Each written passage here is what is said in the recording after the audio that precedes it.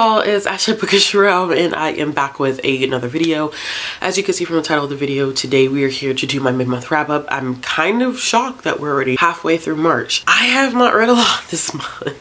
In terms of like pages, I have not read a lot this month because I have been super busy with work. I have been super busy with the baby, who's a toddler now, not a baby. And I just have been doing other things. So like the other night, I realized I had not read anything all day, which is very unlike me. I usually read something every day and I was okay with it. It was just like, I just wanted to sit down and relax and just do whatever. So that's what's been happening, and I haven't been reading as much, but I'm pretty much like okay with that.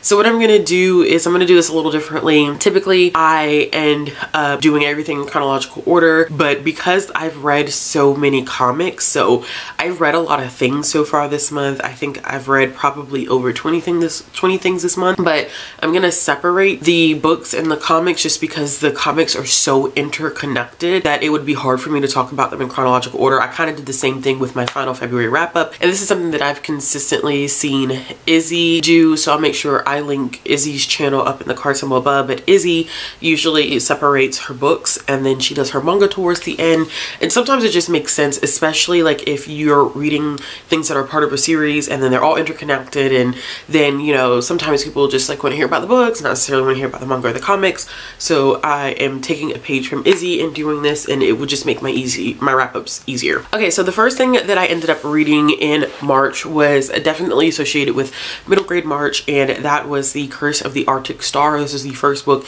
in the Nancy Drew series, or Nancy Drew Diaries. This is a refresh of the Nancy Drew series, and they should have just left this one on the drawing board because it was not good at all. So basically we follow Nancy Drew and her friends as they go on this Arctic Sea cruise ship, and then some weird things start happening on the cruise ship, and they're trying to figure out exactly who is trying to give this cruise line a bad reputation and is trying to set things up for people to get harmed. And while I always say with a lot of these books, like, I'm not the target audience, and I almost actually want to classify this one as a children's book. I don't know. It's part of my review of this one. I think that what ended up being a huge mistake in this one was the execution, because what we end up seeing is a great premise that's introduced, this whole cruise line, someone's trying to destroy it. I think it was a good idea, but the execution was not done well because we never really have a secure line of suspects to follow, and then there is just some random things that happen, and then when the big reveal happens, it's not really a big reveal because it was almost as if it was placed in Nancy's lap and she didn't really get to know any of the suspects in order to truly figure out what's going on with the case.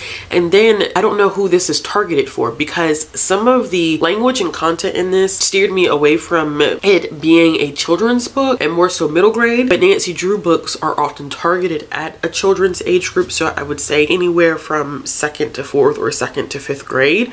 But this one definitely felt like we could go from like 4th to 7th. So I'm not sure where this target audience is supposed to be.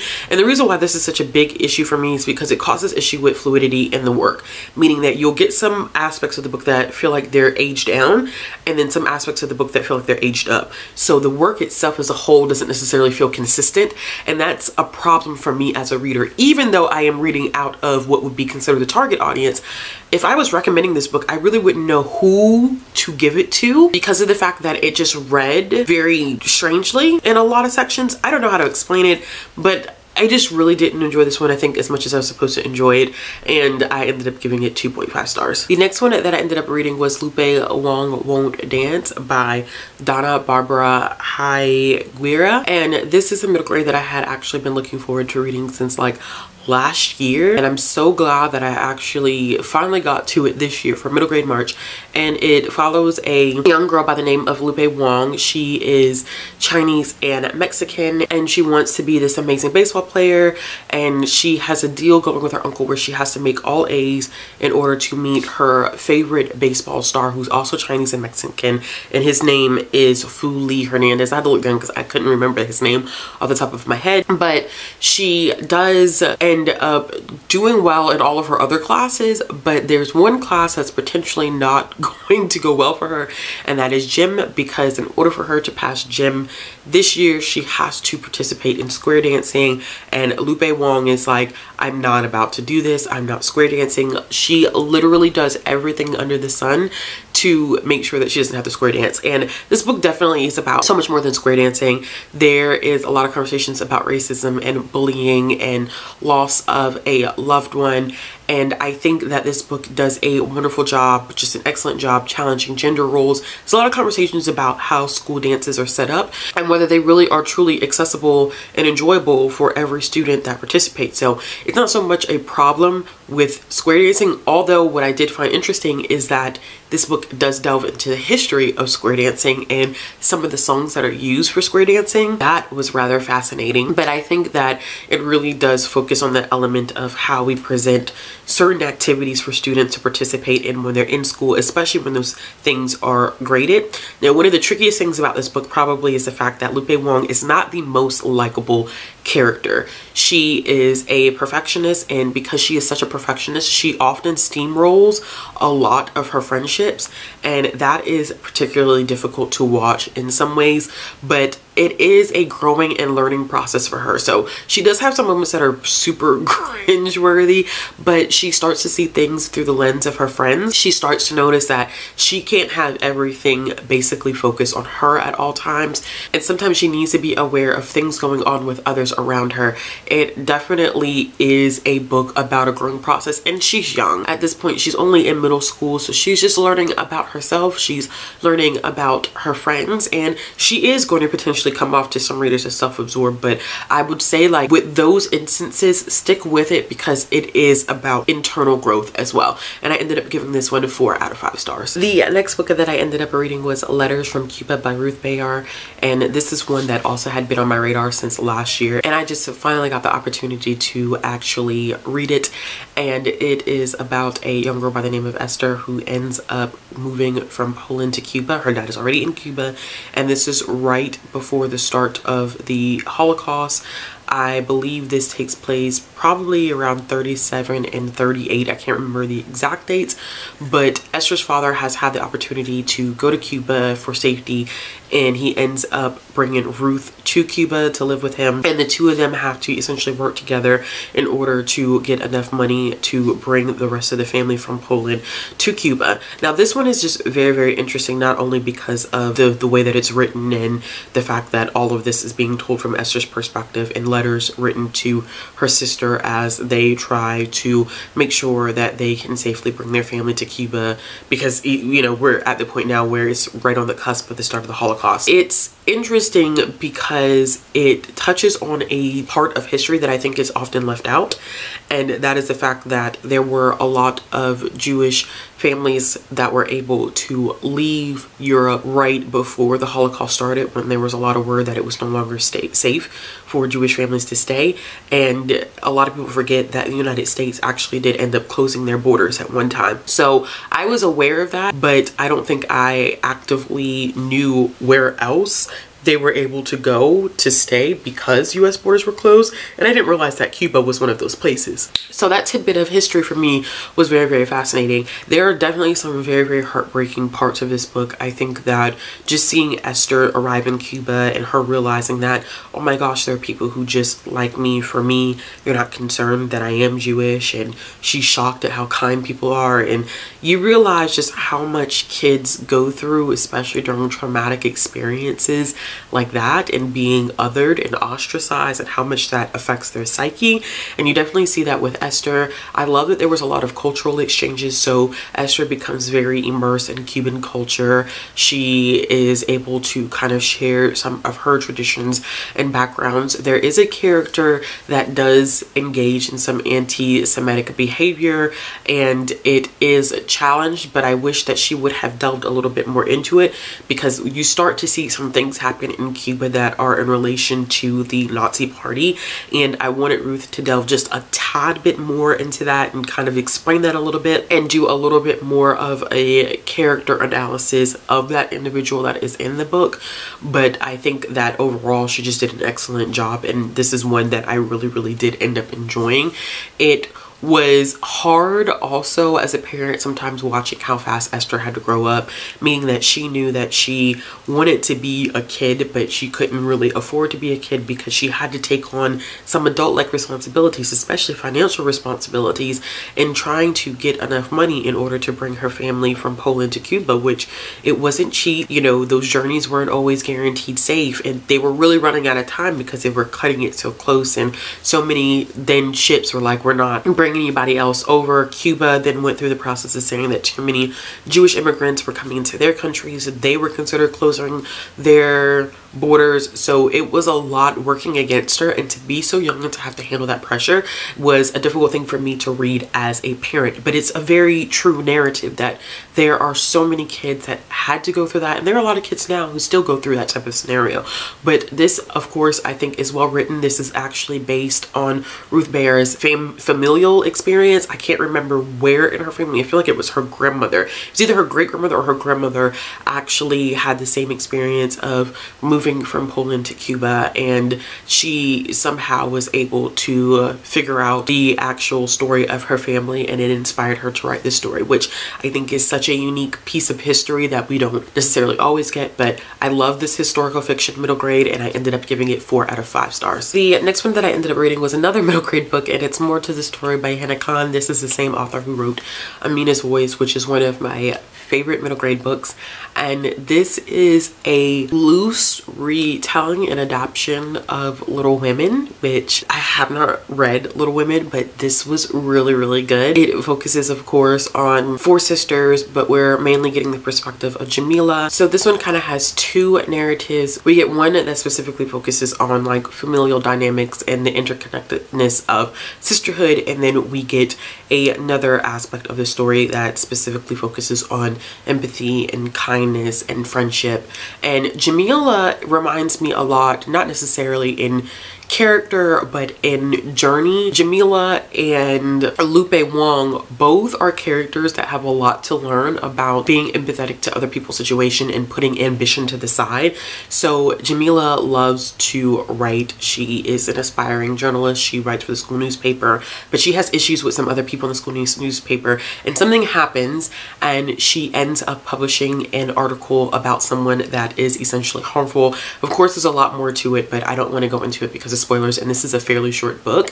But she has to learn that ambition sometimes has to take a back seat to friendship. It has to take a back seat when you need to be weary of other people's situations and circumstances. So I really did end up appreciating and loving and really enjoying this because you got to watch Jamila grow. You got to see the familial dynamics with the sisters. They're not perfect sisters. They don't get along all the time, but it was very realistic and very true, I think, to what I've heard so far about Little Women, but done in a different and more diverse manner. I also think that if you're going into this looking for a plot, this is not so much a plot-based book. I mean, it has a plot, but it definitely is a book that's more heavily focused in character development. So keep that in mind going in. Hannah Khan is a very great writer, just lyrical, beautiful writing. It pulls you in and you don't want to stop, and then when you get to the end of it, you're like, oh my gosh, I need more. So I'm so happy that we're actually getting a sequel to Amina's Voice, I believe fall or winter of this year, one of the two. But I'm just excited to be getting another book from her because I absolutely adore and love her as a children's author. All right, the next book that I ended up reading was Who Fears Death by Nadia Corfor, Dr. Nadia Corfor, and this is a book that we ended up picking for the Patreon buddy read. It was the book for February. We ended up finishing up our live show discussion of it in the beginning of March, and this is one that I really ended up enjoying. I gave 4 stars. I gave it 4 stars, and this one has a lot of content warnings for it.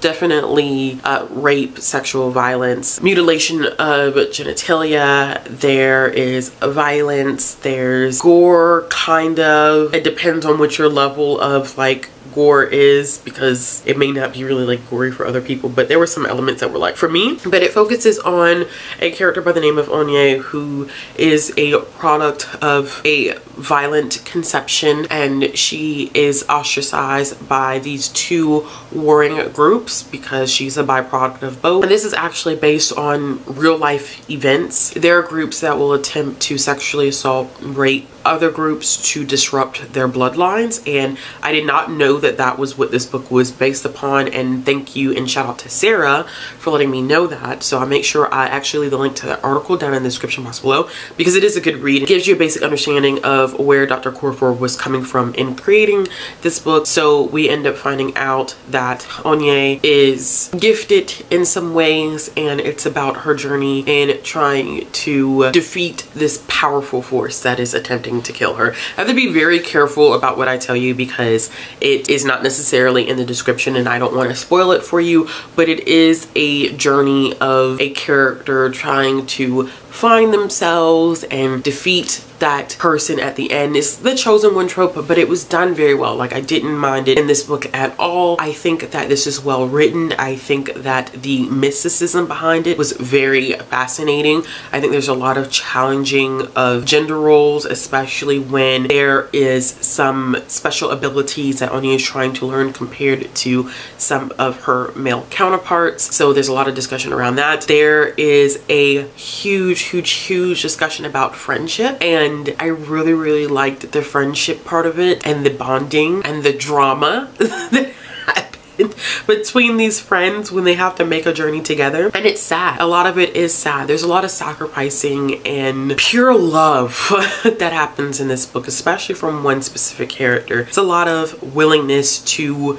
sacrifice everything, to give up everything for someone that you love and you care about. And I love that. I appreciated that. I was so heartbroken, even though the way that some of this is written, you kind of know the ending before you get there, which I always think is a fascinating tool that some authors use, where you know how the story may end, but the journey is actually figuring out how you're going to get there. So you know that there's a possibility that XYZ may go wrong or XYZ might go right, but you don't know what's going to be the catalyst to make those things happen. And even though I knew some things were going to happen that were not so good, it was still heartbreaking even when I got to that point, because you see how the buildup happens and the love and the care and the friendship and the passion that is amongst certain characters. It hurts. It really does hurt. But I was originally interested in this because I read Remote Control by Dr. Okorafor in January, and I heard that this book, The Book of Phoenix, and that novella were possibly intertwined in some way,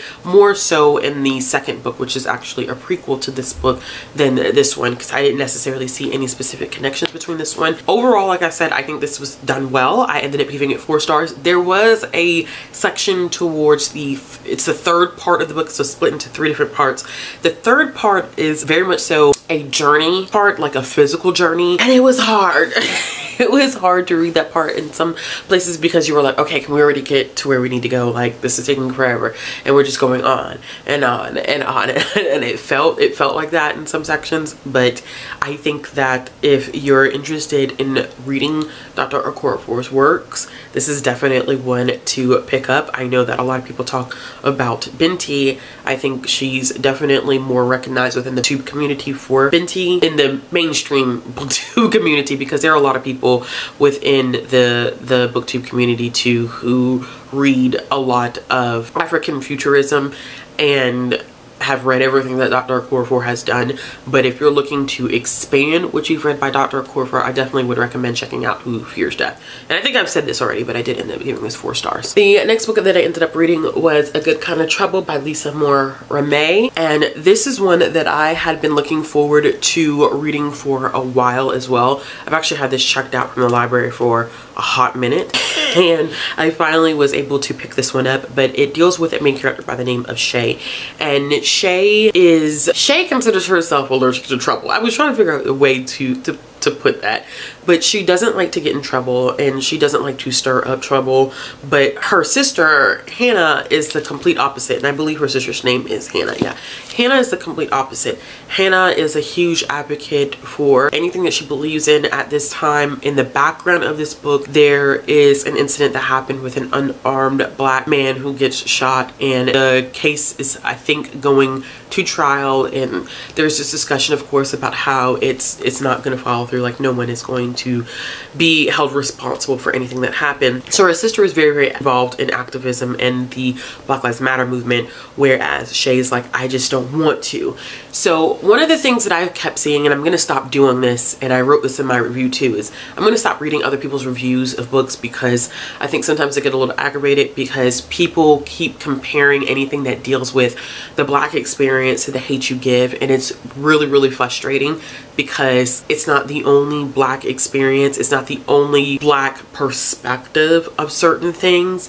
And it's quite frustrating that that has become the placeholder for a lot of stuff, the same way that Children of Blood and Bone has become the placeholder for any time a Black author writes fantasy. And it's frustrating because this book, while I believe that the Black Lives Matter protests and the case that is going on with the unarmed shooting of a Black man, while that is definitely in this book, it is more of a background. This was written in a way where we're looking at a conversation related to Black people not being a monolith, and how we handle certain situations depend upon our experiences and how we feel within that moment. We don't all move in the same way, and I think sometimes people think that. Clearly people do think that we all think the same way, act the same way, do the same things, but we're individuals, even though there are commonalities between our shared experiences. And this is definitely a book about identity. Shay is a student that I think a lot of people would call an Oreo, which is a racial slur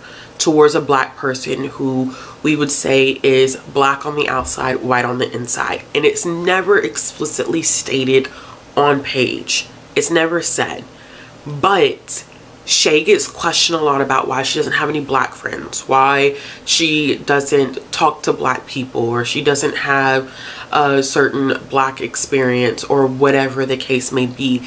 And a lot of that has to do with the fact that she hangs out with kids that are not Black, and the other Black kids feel some type of way about that. And I think that's what she was going for, because there are a lot of Black people who experience that, who get called that racial slur because of the fact that they do not have the same shared experiences. And I really feel like that's what the author was attempting to do with this work. Not necessarily say like this is supposed to be a watered down version of The Hate U Give. It's a different experience. It's from a middle grade perspective. I think it does a lot with identity. It does a lot with Shay having to challenge some of her friendships. There is a character in here, a non-Black character, who uses AAVE, and while I wish that there would have been more conversations about cultural appropriation and the use of AAVE by non-Black individuals, because I think that this is the important age group to have to start those conversations. I think that it's important that it was on page for people to see, like, this is not something that you should be doing if you're not a Black person. But I think she could have delved a little bit deeper into that. But it was nice to see Shay be able to challenge some things about her friends and it not be this huge messy fallout. But this is also about a young Black girl who is just experiencing the day-to-day things that middle school kids go through. And that's the dynamic aspect of it, is that we have children in our community, Black children, who not only have to deal with the racial issues of the world, whether that's hearing about another unarmed Black person being shot by the police, or just people saying racist things or doing racist things or being exposed to stuff like that, but they also have the challenges of just being a kid. So it's a double whammy in that sense, that not only you have to be concerned psychologically and socially and emotionally about race, but you also have to be concerned about like what is going on with you mentally and emotionally, because you're just at that age. You're just in that age bracket where you're in that age group where you're starting to develop emotional feelings for other humans in romantic ways, or you're trying to work on your friendships, or you're trying to figure out like what happens next, or you're realizing that friendships that you had in elementary school are not going to be relationships that you maintain in middle school. It is such a dynamic conversation that happens in this book. So I know this has been like a pretty long review of just a single book, but I think that I just really got frustrated that we don't need to water down an experience in comparison to The Hate U Give every time we talk about Black experiences, because that's not everything, and there are different ways to tell the story because people have different feelings and perceptions about being Black, their Black experience, police brutality, racism, you know, being a part of just, I mean, a marginalized community. Everyone has different thoughts and perspectives about that, and it's not that The Hate U Give is a bad book. I like The Hate U Give. I adored The Hate U Give when it came out, but we don't need to compare every book to The Hate U Give or Dear Martin. There are other books that stand on their own, but I ended up giving this one 4 stars. I enjoyed it. I think it did need some work in some areas, but for the most part, it was a really, really great book. The next book that I ended up reading was The Total Eclipse of Nestor Lopez, and this focuses on a young boy by the name of Nestor, who moves in with his grandmother and his mom. Well, him and his mom move in with his grandmother after his father is deployed, and you find out that Nestor is capable of talking to animals, and then there's this weird situation that goes on with animals that are missing, and his grandmother is being accused of it, but it's actually a completely different entity that's involved in it. So this one was really, really good, I think, for a couple of things. I ended up giving it 3.5 stars because I feel like there were some elements that could have been developed better, but what it was really, really good for was having conversations about a main character that had a parent that was in the military and that parent had been deployed, and what the emotional effects of that would be like, and how that was a strain on his relationship with that parent overall. I think that was done very, very well. I do wish that there was a bigger exploration of the cultural aspect in this book. So a lot of the magical elements in this book were based on Panamanian and Costa Rican myth and lore, and I wish that it was explored more because it was such an interesting part of the book, and we never really get an explanation of where Nestor's powers come from.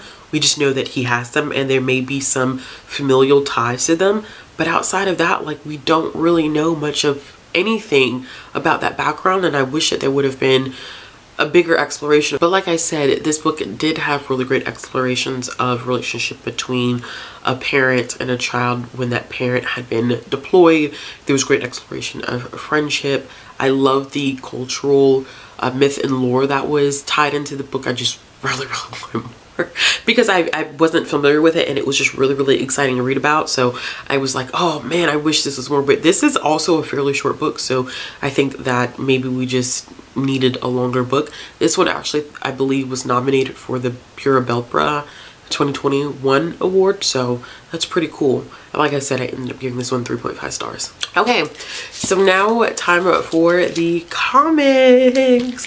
All right, so the first comic that I read was America Chavez issue #1, made in the USA by Vasquez. This is so good. If you're a friend, if you're a fan, not a friend, if you're a friend, that's cool too, but if you're a friend, if you're a fan of West Coast Avengers, you might be familiar with America Chavez. This is my first time ever reading anything about America Chavez, and it was good. It was excellent. I believe I ended up giving this one 4 stars. It focuses on America Chavez in the beginning of her kind of losing some powers a little bit, closely related to her adopted family and some things that are going on with them. There's an attack on her adopted family, and there's this omnipresent voice that is going through this issue, like narrating it. You don't know who it is, and I just was excited. I cannot wait for the second issue to come out. I don't think it comes out until next month, but I'm so excited for this next issue. I'm excited for the series. This was, I believe, tried before, but it ended up getting canceled, so this is a new take on it. And I mean, if you're just looking for diverse and just great comics, this is definitely a great one. America is both Latinx and queer, and I'm just so excited for this one. Okay, so after that, I ended up reading a whole bunch of Future State stuff. So I'm gonna just go through this again because I feel like it's great to kind of give some context about some stuff. So Future State is what they ended up doing, DC ended up doing after Death Metal, Dark Knight Death Metal, I believe was the event that happened, was just transitioning us to a different aspect of DC. So what Future State is that it takes place, I think, like writing wise, it takes place after Dark Knight Death Metal, but chronologically this is all set in the future. What DC is saying is that basically what it's saying is that we can create an infinite amount of universes. That's what Infinite Frontier is, and Future State is what could possibly happen after Infinite Frontier. There could be some things that happen within Infinite Frontier that cause us to get to Future State, but Future State comes before that in terms of like publication. It's weird. Okay, so the first one that I ended up reading for Future State, and I pulled it out of because I think I want to show some art. So I'm gonna try not to pick pages that are spoilers, but I ended up reading Suicide Squad. This is the first one. I still have not read the second issue of Suicide Squad, or Future State Suicide Squad. This is not the Suicide Squad as we know it. This is definitely a different Suicide Squad, and of course Amanda Waller is involved in some ways, and this is the, what did she call them? I think she called them the Justice Squad, and it was not good. I think I gave this one 2 stars. It just was not good. It was just all over the place. The story didn't make sense. I wasn't a huge fan of the art.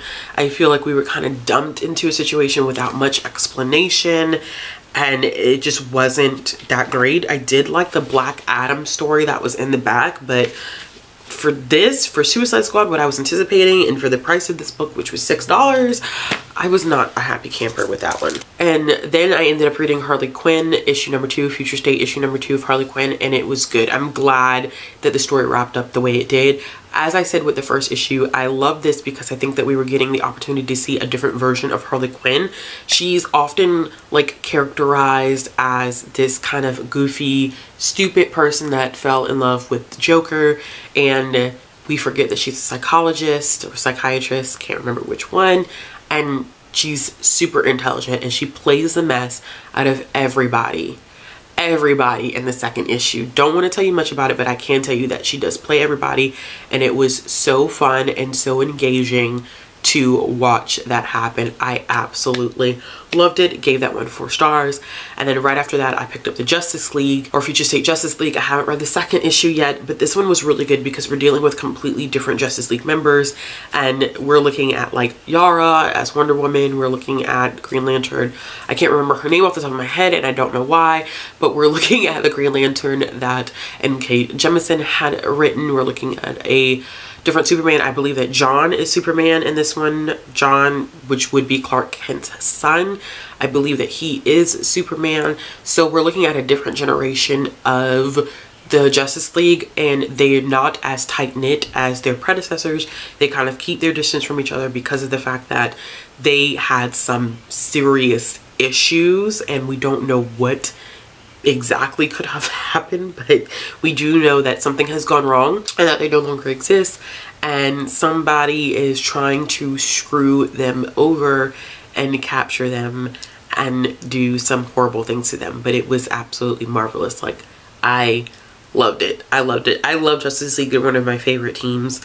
So to see a new generation of Justice League members was really, really fun and fascinating. Okay, so after that, I read all of the issues associated with Wonder Woman. So there was 2 different series of Wonder Woman going on for Future State.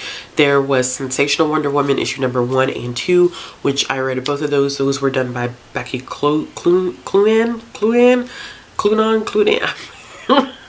I can't see her name right now, so I'm not even sure how to pronounce it, but she wrote both of those. And what we're seeing is like what ends up happening to Diana as Wonder Woman, and she is the last person standing for Justice League, and it's so sad. By the time I got to the second issue, it was so depressing because it was like, I can't believe that this is what could potentially happen. And it was so well done. Now, Becky had me hooked on Gotham Academy, but then there were some things that she did with Gotham Academy that I did not like, so I was super worried when I saw that she was going to be writing Sensational Wonder Woman, but it was done so well. I really, really liked it. I think she did a great job with it. If you like Diana, I would read Sensational Wonder Woman because it really focuses on some emotional aspects that she has tied to the Justice League and to just the DC universe overall. And I loved it. And I'm super, super worried. But it's also really, really cool. So I believe that I ended up giving each one of those issues 4 stars, or I at least gave I think I gave both issues 4 stars. Now, I did end up reading Future State Wonder Woman issue 1 and 2. So this is issue number 1, and then I will put issue number 2 on the screen.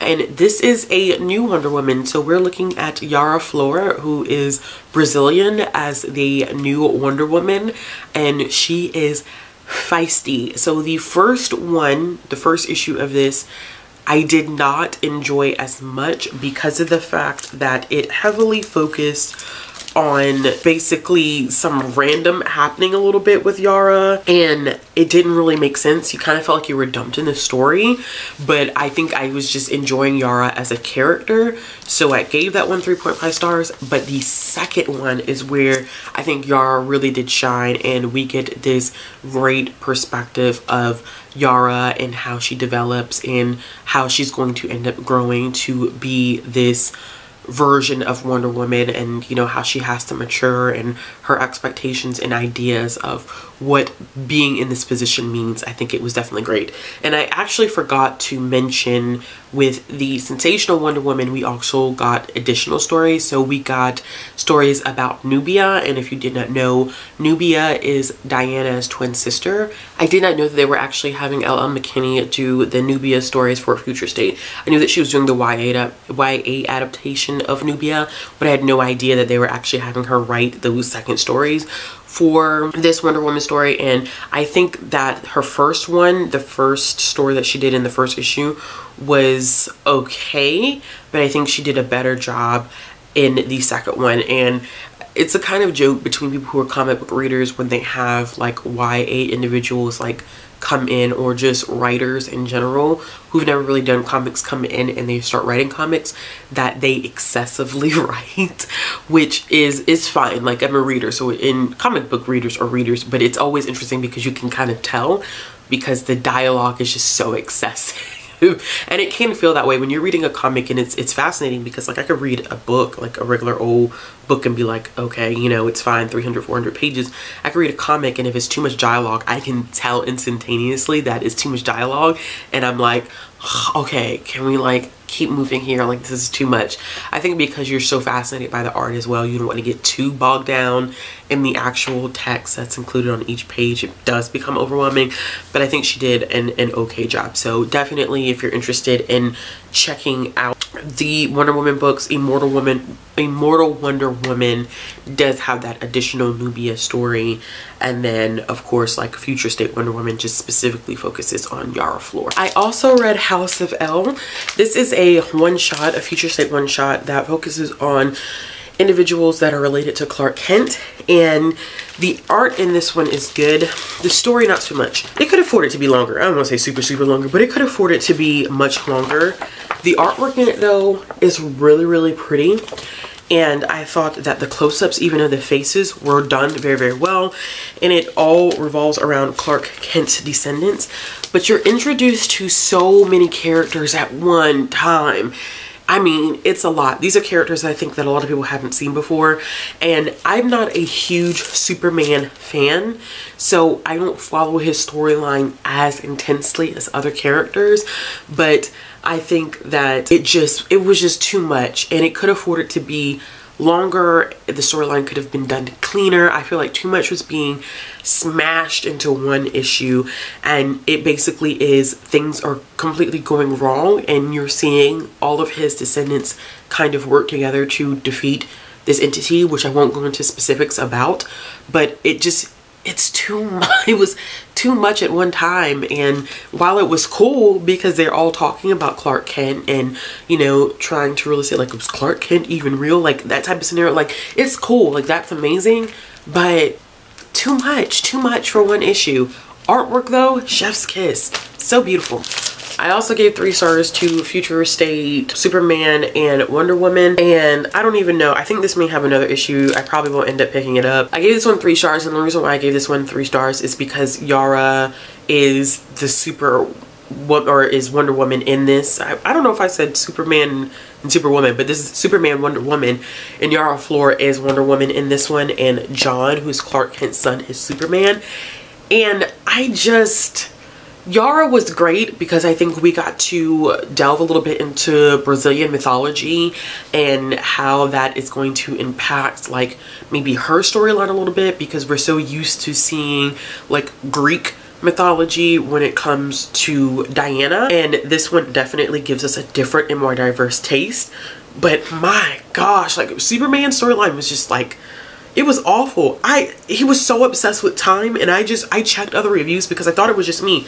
But he was super obsessed with time, y'all. Like 45 seconds did not do that. This will take me 60 seconds. Da da da da da da da da. And I'm like, I can't do this. Like I couldn't focus on the storyline. It was abnormal in a way. It was written in a very, very awkward manner, and I did not like that.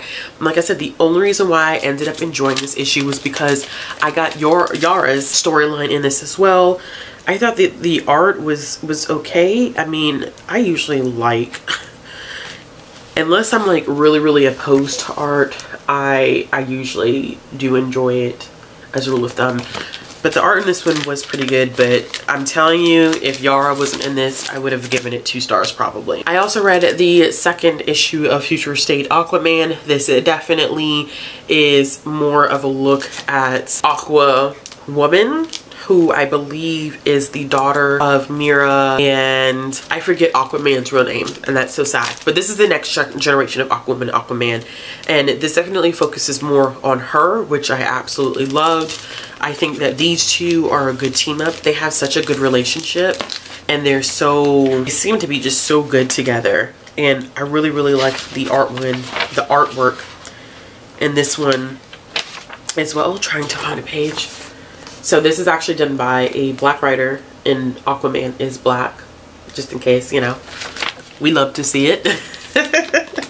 But I absolutely loved this one that we actually got. Even though it's titled Aquaman, it definitely was more so a focus on Aquawoman. I then ended up reading Nuclear Family, and Nuclear Family was great. It literally is about this family in like the 1950s, clearly during the Cold War, and it's from the perspective of the dad husband, and he sells cars, and he is obsessed with like radios and technology, and kind of low-key has this bunker in the family basement, and there's been this warnings of like possible nuclear war kind of popping off with Russia, and something happens, and literally the last panel of this comic was like, what? I need the next issue. And I don't think the next issue comes out for like another week or 2 weeks. So pissed. But it was so good. I really did enjoy Nuclear Family. I think it's going to be a great series. I think it's going to be a very interesting way to look at communism, because like in the back of the issue there are like these guides on how to spotlight communism and stuff like that. So pretty awesome. And I ended up giving that one, I believe, 4 stars. I read X-Men Legends #1 by Fabian, and okay, so I gave this one 3 stars. I have trouble following the X-Men. It's not that I don't like the X-Men, but following them comic wise is like hellacious. I know there are a couple of guys out there, but I'm just not ready just yet. So I saw this was an X-Men issue #1. I thought I would jump in on it. This is like stories that were left over from the 90s that are just now getting published. And a lot of avid comic book readers kind of feel some type of way about this because they don't feel like they necessarily need to be published. This was a time when a lot of comic book readers like stopped reading comics. This is also a time when a lot of the comic book industry was like not doing well. So a lot of people are like, I'm not really into it, but I got a digital copy of it because I just wanted to check it out. It is a story that focuses on Cyclops and Havoc, and something happens to their family, and there's someone who's like tied, specifically their grandparents, and something is tied into it. Cyclops and Havoc are brothers, and I can't even really tell you much about it because of the fact that it is so short and I don't want to spoil it, but I just didn't care necessarily about the storyline. And then on top of that, I didn't really care for the artwork 100%. It just wasn't clean cut. I like very clean cut artwork, and this one definitely has like kind of like a blurred edge type feel to it, where it wasn't just like straight lines. I'm very, very anal about stuff like that, but I just don't care, and it's probably not one that I will continue to pick up, meaning that I will wait until like my library gets a trade of it, and then I may read it, and or I may just drop the story completely because it just wasn't enough to engage me. And I know that eventually I'm probably going to end up looking for some guides in order to pick up some X-Men storylines and get some great stories there, but this one just was not that great, so I ended up giving it 3 stars. I also read Infinite Frontier issue number 0. So this is the setup for everything. Infinite Frontier gives us the setup for what DC is going to look like going forward.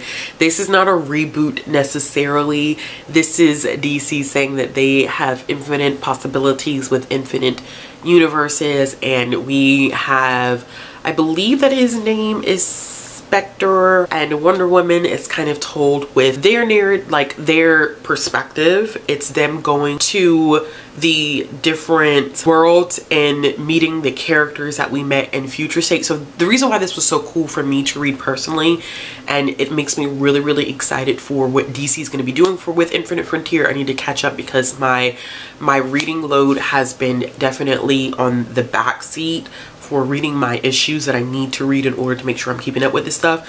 But what's so exciting about it is, like, for instance, in Future State Wonder Woman, you know, we meet Yara Flor as Wonder Woman, and she is this Brazilian Wonder Woman. But when we get into Infinite Frontier, we see Yara for the first time, you know, young, leaving her aunt and her uncle, like stuff like that, where you're beginning to see them like as younger beings. You get like origin stories like for so many different people. Like I believe that even like Nubia has her own kind of like origin story here. We see some characters come to terms with some stuff, and it's just so exciting. I've never been more amped and pumped for a series, like a new fresh take on DC. I'm excited to see what stories are going to come out of this. I have quite a few that I need to read, like Suicide Squad came out, Crime Syndicate came out, Batman came out. This week I just picked up I believe like Catwoman, Nightwing, like Justice League. Like it's just so crazy. Like they have so much potential, and I hope that they do the right thing with it, because Infinite Frontier got me so amped for what's going to happen next with DC. And while it's not a reboot, I feel like it's a fresh start, and there's so much potential that they have. And the conversations between Spectre and Wonder Woman during this was great. Like Wonder Woman needs to get her fucking props, okay? If you don't know anything about Wonder Woman, or you don't respect Wonder Woman, listen, icon for DC. Like all of this whole entire issue was just like, oh, I loved it. I really did enjoy this, and I low-key want to reread it, which is crazy. I want to give it another read, but I ended up giving this one 4 stars. I think it's going to be great because we're actually going to get an Infinite Frontier issue number 1 this summer. Yes, it's going to be great. It's going to be awesome. And the last thing that I ended up reading was Something is Killing the Children, volume number 1. So y'all know last year I started reading the single issues of Something's Killing the Children. They actually just finished off issue number 12 or 13 or something like that, and I believe they're going on a break. It's going on a brief hiatus. So this is all that we're gonna have, so I'm trying to be patient, but you know how that is.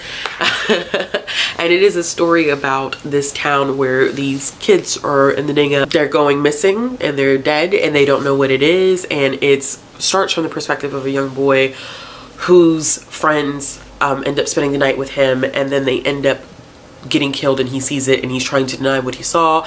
And then we have this woman by the name of Erica Slaughter who comes to town, and she's saying like she can get rid of the monster. And this is really much so like a setup, so you're not getting a lot of answers out of this volume. When you walk into this volume, you have questions. When you walk out of this volume, I promise you, you're gonna have questions, because it's not intended to give you any answers. Like, you know that Erica Slaughter has this pretty extensive background. You know that she is a part of something. You don't know exactly what it is just yet, but you know that there's something there.